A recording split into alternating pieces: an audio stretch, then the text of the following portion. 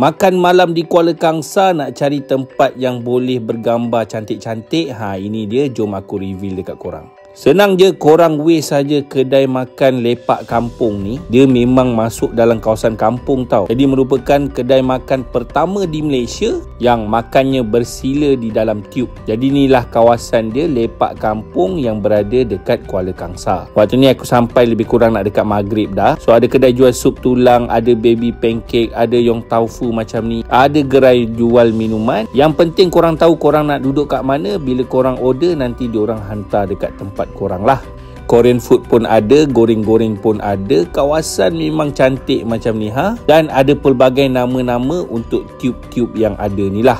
So korang pilih yang mana ada. Kalau kosong, korang datang awal, bolehlah pilih untuk duduk dalam tu. Surau pun disediakan dekat sini, memang selesa lah. Macam aku pilih talang masjid ni. Korang bayangkan siap aircon lagi weh dalam tu. Cuma korang akan bayar lebih lah untuk duduk dalam ni. Dan ada tempoh masa yang diberikan untuk korang makan. Jadi macam ni lah kan, alang-alang nak rasa, kita rasa je lah kat tempat ni. Sebab korang kena duduk dalam ni, sebab dekat luar memang banyak nyamuk bila malam. Makanan dia nasi goreng ada, kerang rebus ni pun ada. Lepas tu kita orang order sizzling yimi dan juga burger macam ni. So far makanan 8/10. Boleh lah nak makan dekat sini. Cuma diorang lambat bagi kita orang air, terlupa agaknya kan.